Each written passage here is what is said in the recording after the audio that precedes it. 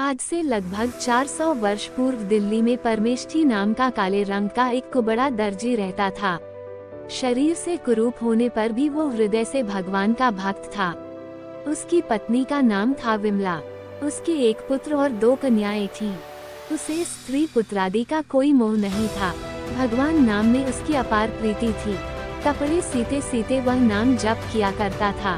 भक्त होने के साथ परमेष्ठी अपने काम में पूरा निपुण था। सिलाई के बारीक काम के लिए उसकी ख्याति थी। बड़े बड़े अमीर नवाब उसी से अपने वस्त्र सिलवाते थे। बादशाह को भी उसी के सिले वस्त्र पसंद आते थे। एक बार बादशाह के सिंहासन के नीचे 2 बढ़िया गलीचे उनके पैर रखने के लिए बिछाए गए। बादशाह को वे गलीचे पसंद नहीं आए। उन्होंने 2 तकिए बनवाने का विचार किया। बहुमूल्य मखमल मंगाकर उस पर सोने के तारों के सहारे हीरे, माणिक, मोती जड़वाए गए। जड़ाव काम बादशाह को पसंद आया। परमेष्ठी को बुलवाकर बादशाह ने वो कपड़ा उन्हें दिया और उसके 2 तकिए बनाने का आदेश दिया। परमेष्ठी वह रत्नजटित वस्त्र लेकर घर आ गए। घर आकर परमेष्ठी ने उस वस्त्र के 2 खोल बनाए।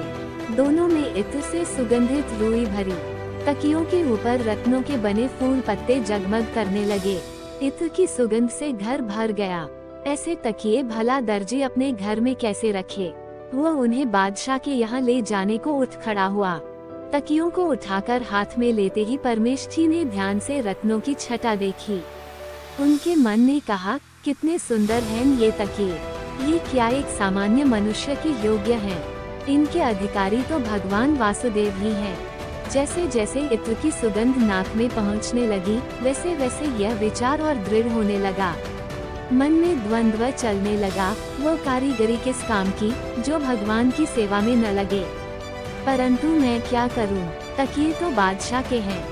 मन के असमंजस ने ऐसा रूप लिया कि परमेष्ठी को पता ही न चला कि वह कहाँ है, क्या कर रहा है। उस दिन जगन्नाथपुरी में रथ यात्रा का महोत्सव था। परमेष्ठी एक बार जाकर रथ यात्रा का महोत्सव देख आया था। आज भावावेश में जैसे रथ यात्रा का वह प्रत्यक्ष दर्शन करने लगा। परमेष्ठी देख रहा है, श्री जगन्नाथ जी रथ पर विराजमान हैं। सहस्त्रों नर नारी रस्सी पकड़कर रथ को खींच रहे हैं। कई पीछे से ठेल रहे हैं। कीर्तन हो रहा है, जय जयकार गूंज रहा है।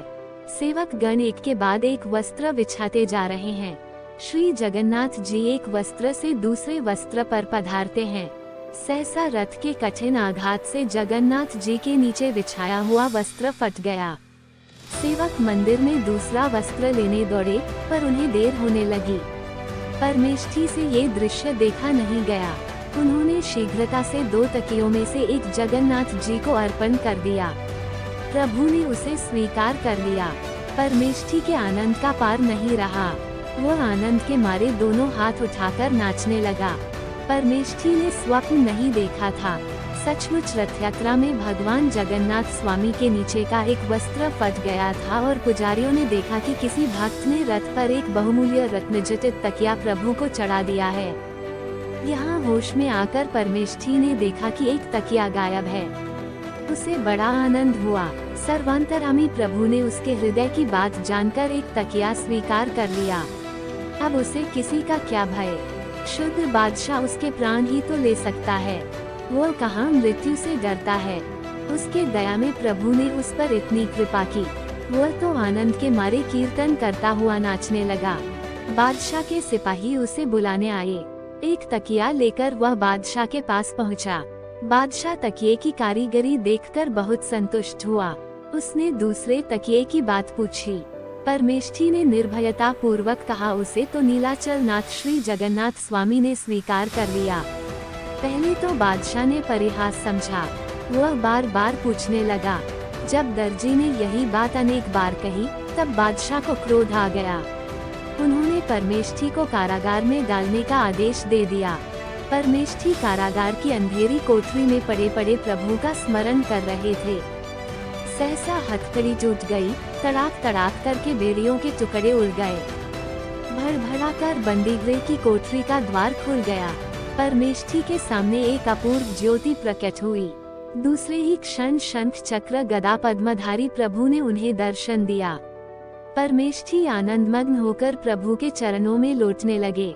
प्रभु ने कहा, परमेष्ठी, मेरे भक्त से अधिक बलवान संसार में और कोई नहीं है। किसका साहस है जो मेरे भक्त को कष्ट दे? आ बेटा, मेरे पास आ। परमेष्ठी तो कृतार्थ हो गए। प्रभु ने अपने चरणों पर गिरते हुए उन्हें उठाया, उनके मस्तक पर अपना अभय कर रखा। उन्हें मुक्त करके वे अंतर्धान हो गए। उधर बादशाह ने स्वप्न में एक बड़ा भयंकर पुरुष देखा, जैसे साक्षात महाकाल अपना कठोर दंड उठाकर उसे पीट रहे हों और गर्जन करके कहते हों, तू परमेष्ठी को कैद करेगा। तू। बादशाह डर के मारे चीखकर जग गया। वह थर थर कांप रहा था, उसका अंग अंग दर्द कर रहा था। शरीर पर प्रहार के स्पष्ट चिन्ह थे। सवेरा होते ही उसने मंत्रियों से स्वप्न की बात कही। सबको लेकर वह कैद खाने गया। वहाँ पहरेदार सोए पड़े थे। परमेष्ठी की हथकड़ी बेड़ी टूटी हुई थी। उनके शरीर से दिव्य तेज निकल रहा था। वे ध्यान में मग्न थे। ध्यान टूटने पर वे व्याकुल से होकर रोने लगे। बादशाह को बड़ा आश्चर्य हुआ। उसने परमेष्ठी से हाथ जोड़कर क्षमा मांगी। नाना प्रकार के वस्त्राभरणों से सज्जित करके हाथी पर बैठाकर गाजे वाजा के साथ उन्हें शहर लाया। बहुत सा धन दिया उसने। चारों ओर भक्त परमेष्ठी का जय जयकार होने लगा। परमेष्ठी को यह मान प्रतिष्ठा बिल्कुल नहीं रुची। प्रतिष्ठा से बचने के लिए दिल्ली छोड़कर वे दूसरी जगह चले गए और वहीं रहकर पूरा जीवन उन्होंने भगवान के भजन पूजन में व्यतीत किया। जय जगन्नाथ।